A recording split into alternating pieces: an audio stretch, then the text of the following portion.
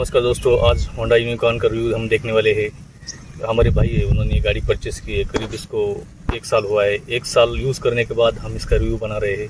तो अभी करीब हम देखेंगे तो इस गाड़ी का माइलेज हमें मिला है 60 से 65 किलोमीटर। अभी जो आप आसपास जो एरिया देख रहे हैं पूरा हिली एरिया है और गड्ढे वाला एरिया है। यहाँ पे भी हमें 60-65 का एवरेज आसानी से मिल जाता है।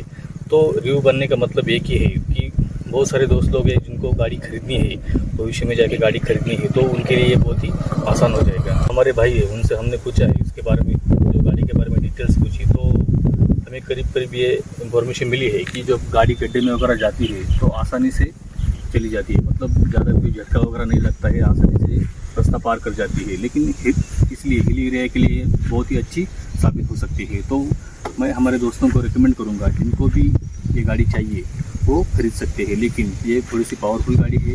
एवरेज आप 60 पकड़ के चलिए, 65 भी कभी कभी मिल जाता है, लेकिन 60 का एवरेज आपको आसानी से मिल जाएगा। प्राइस की बात हम करते हैं तो थोड़ी सी ज़्यादा प्राइस इसकी आपको लगेगी, क्योंकि करीब अभी 1,30,000 के आसपास ये गाड़ी जाती है।